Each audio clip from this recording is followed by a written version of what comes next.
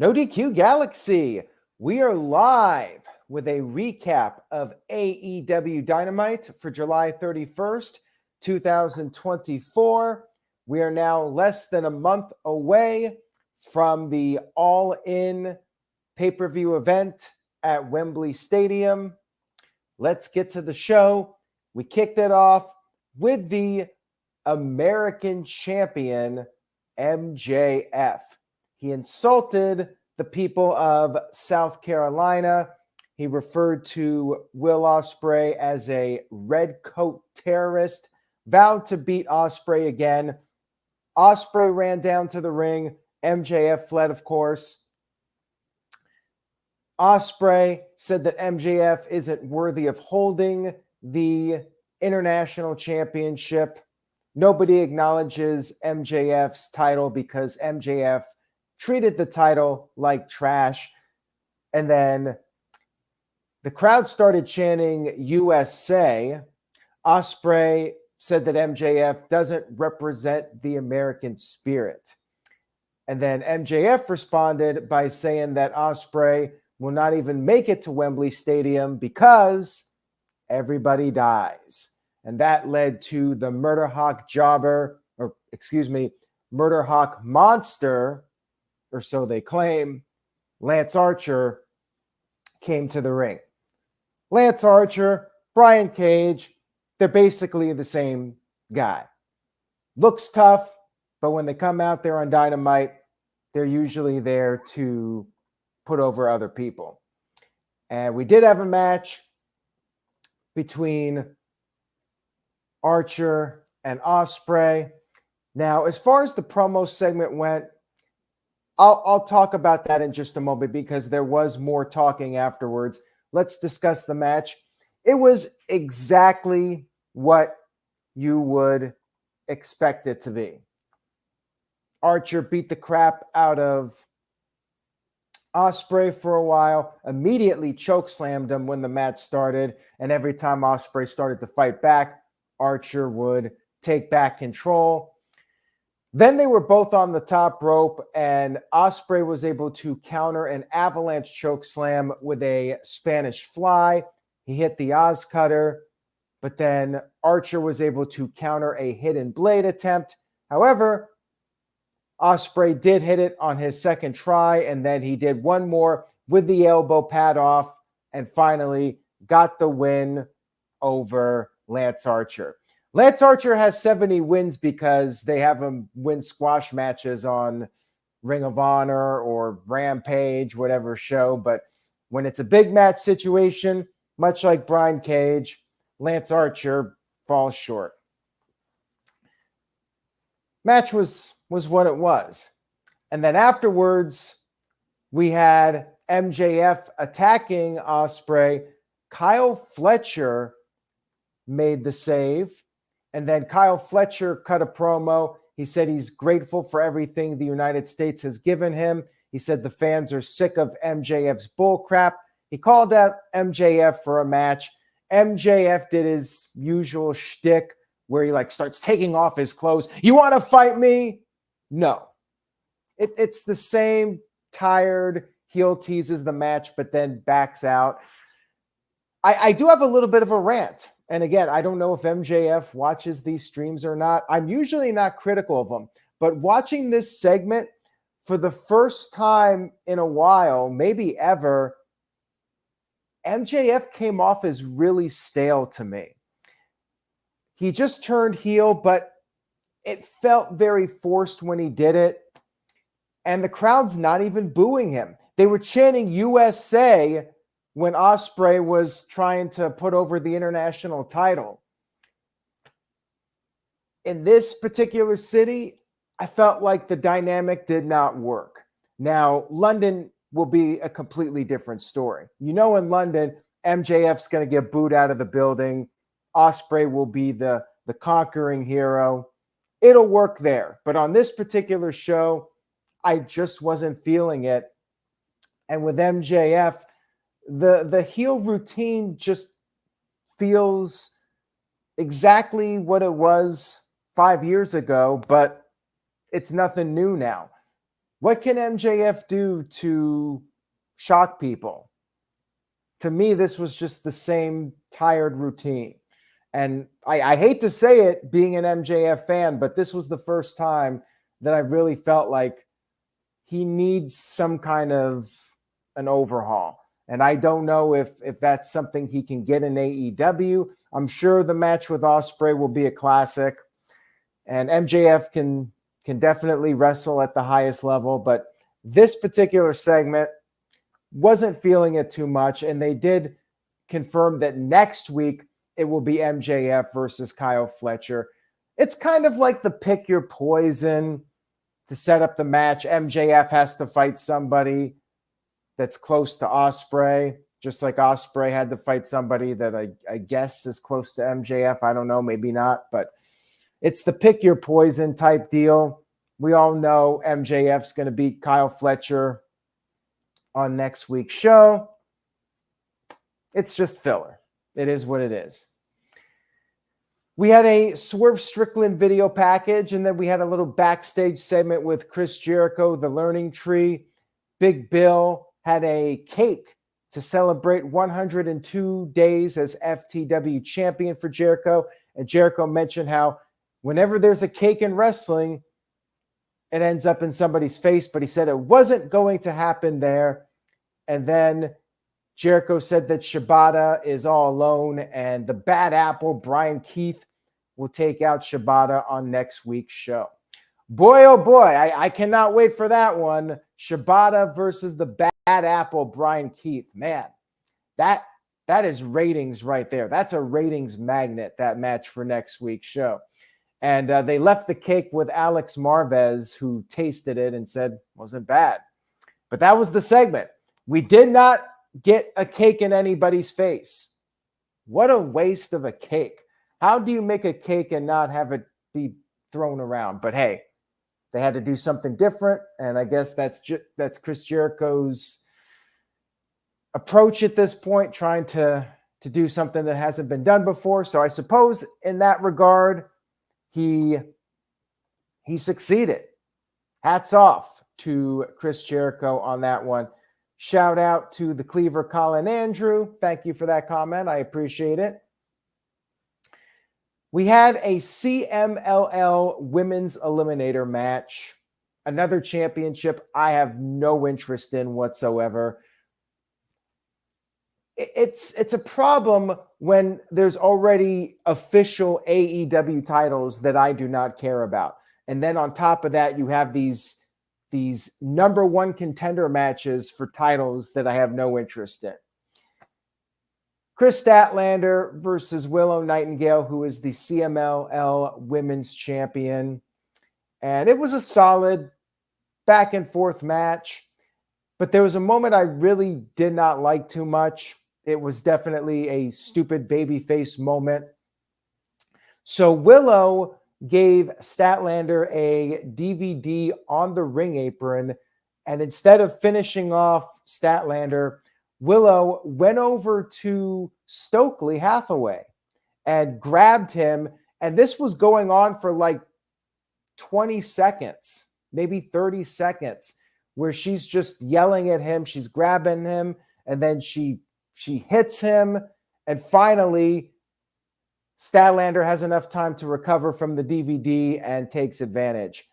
I thought this was really dumb, made Willow look like a complete idiot.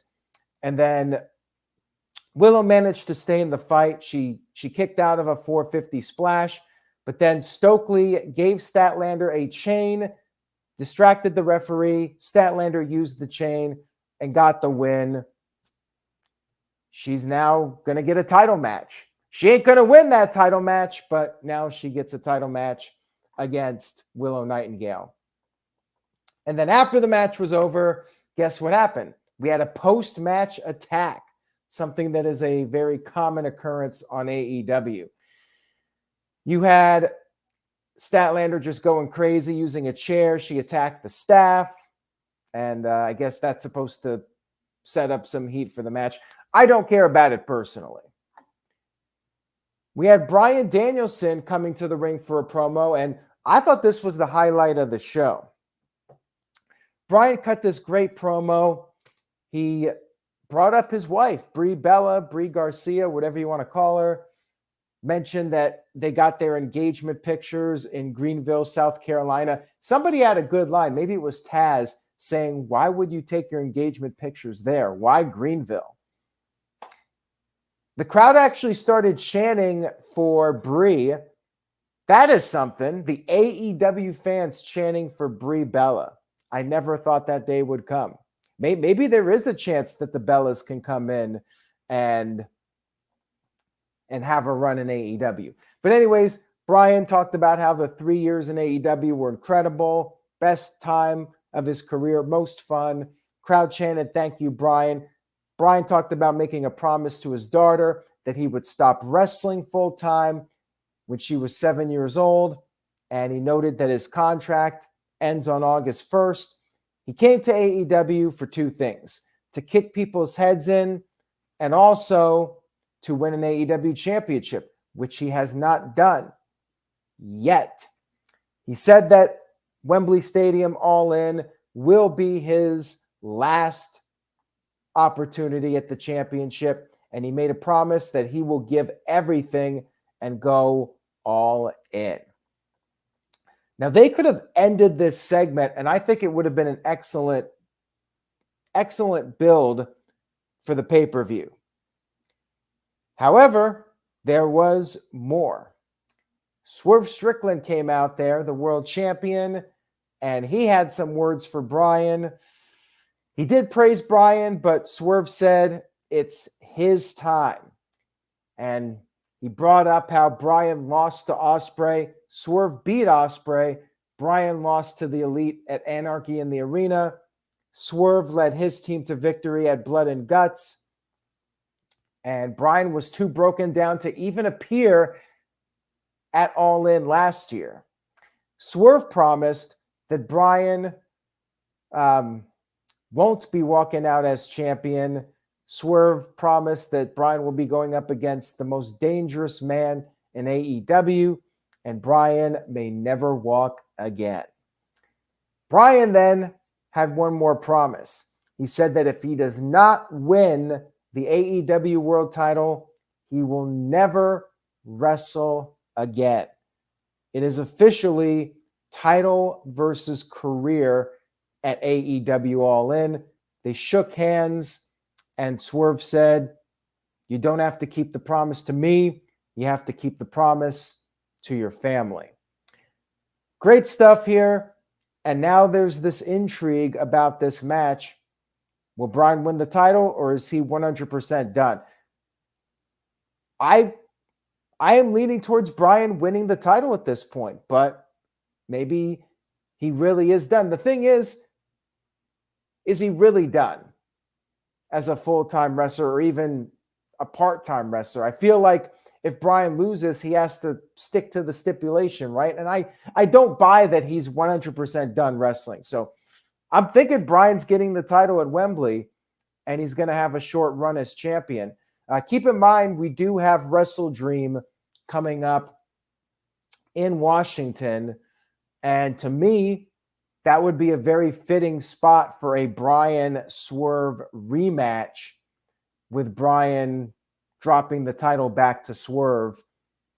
And Swerve is back on track as champion. I could see that playing out. And I definitely think that this stipulation adds a lot of intrigue to the match. Like I said, best thing on the show. Very well done. Both guys did a great job here. Now, backstage, Jeff Jarrett, who was trying to hype Bryan up last week, he was happy, but Bryan wanted a piece of Jeff Jarrett and challenged him to a match on next week's show. We had a 6-man tag team match. Roosh, Roderick Strong, and the Beast Mortos versus Mark Briscoe, Ishi, and Orange Cassidy. And Orange Cassidy was doing this Matador routine using his jacket with Mortos, who's dressed like a bull. Bad guys got the upper hand for a while. Then Mark Briscoe tagged in. Things started to break down. All 6 men in the ring. It was wild. Roosh came over the top with a dive onto everyone, but then Mortos, of all people, got the win, pinning Mark Briscoe. I was a little surprised by this. I look at the lineup here and I think, okay, this guy Mortos is the one probably taking the fall, and he's the one that got the victory. So they surprised me a little bit. Match was pretty entertaining for what it was. It was a fun little AEW trios match. We had the Acclaimed cutting a backstage promo. They called out FTR for not showing up in South Carolina. So they said they're going to come to Collision and get a piece of FTR. I guess FTR is only appearing on Collision now, and I don't know what the deal is, why they weren't there, but hey, there you go. Watch Collision if you want to see FTR and the Acclaimed. And why aren't we getting Acclaimed versus the Young Bucks? Why are they feuding with FTR now? Very weird to me. Mariah May had a brief sit-down interview with Renee Paquette, said that Toni Storm didn't do anything to her. Toni Storm gave Mariah May everything, but Mariah said that was her opportunity to slice open Mariah's head and wear her skin. Mariah didn't really have anything else to say, and then Toni Storm came out to the stage and said that she loves Mariah May, but at All In, it's going to be romance of a bloody lifetime. It was over the top. My wife walked in and she said that was dumb. That was her reaction to Toni Storm. So make of that what you will. She doesn't really watch much AEW programming these days. She walked in, she saw Toni Storm and walked out. But I thought it was good. You know, I'm looking forward to the match. I think that there's a lot of promise with this one. I think it has a legit chance of being the best women's match in AEW history. I definitely think they can pull that off. But yeah, the segment was good. Don't know how effective it was in building up the match, but you know, they got some TV time here. We still have several weeks to go. We had some footage shown of Mercedes Moné and Britt Baker at Comic-Con, and that led to a match with Mercedes' new bodyguard, not Diesel. Camille won a squash match against a local talent. Very short. Camille won it. No surprise here. Mercedes was very happy with this squash match. And then afterwards, Mercedes cut a promo. Definitely better with her as a heel now. Her babyface promos were rough, but you know, she's starting to feel comfortable on the mic again as a heel. And she talked about how she was victimized by Britt Baker, but she's not worried because now she has Camille. AEW is now her house, and she is going to turn it into a mansion.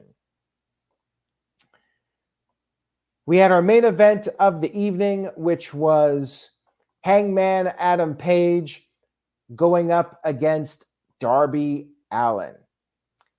Pretty good main event here. Mostly a beatdown on Darby Allin. Early on in the match, Darby went for a coffin drop to the outside. Page caught him, gave him a German suplex on the floor, and then Page fought with Darby up the ramp, wanted to use a chair. The referee took it away, and then Darby took advantage. Darby climbed up the entrance tunnel and did a coffin drop to Page, but then after the commercial break, Page regained the upper hand and started to dominate the match. The lights went out. Not sure if AEW forgot to pay their power bill. And Tony Schiavone did a great job covering it up. He's like, you know, I thought somebody was going to come out and do a sneak attack. So he played up on it nicely. It was just a glitch with the lights going out for a few moments. They came back on. Page gave Darby a very nasty looking fall away slam onto the steps. And then afterwards, we had another commercial break, our final one of the evening. You had Paige giving Darby a fall-away slam / throw off the top.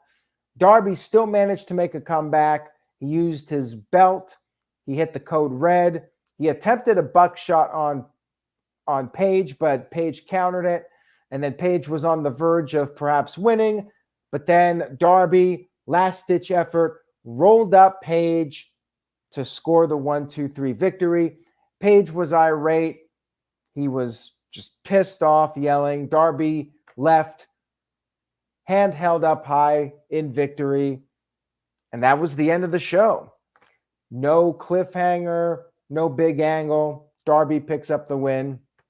And that was that. And I mean, Darby needed to win the match since he won the Royal Rampage. And now he's getting the world title match at Grand Slam coming up in September. No good reason for him to lose. So they did this finish. I just wish they would have had a post-match angle. Nothing here. So kind of a flat ending to the show. Overall, I think the streak of great Dynamites came to an end.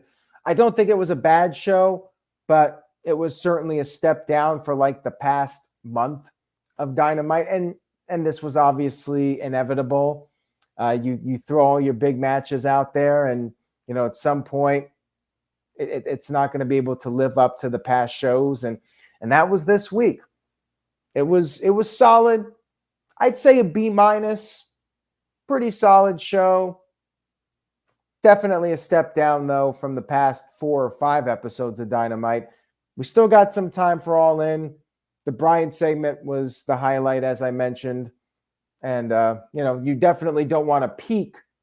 They really did need like a bit of a cool down, because you want to peak things right before the pay-per-view and get people hyped up with the pay-per-view 6 days away. You know, we still got like 4 more episodes of Dynamite, maybe 3. I think 3, actually. 3 more Dynamites before All In. So you got a little bit more time to build some stuff up. Anyways, guys, thank you all for tuning in tonight. If you enjoyed the video, please give it a thumbs up. Tell a friend about No DQ. Stay tuned to No DQ. A lot of interesting news. Shane McMahon, could he be heading to AEW? Stay tuned to NoDQ.com for the very latest. Say yes to NoDQ.com, and I will see you all next time.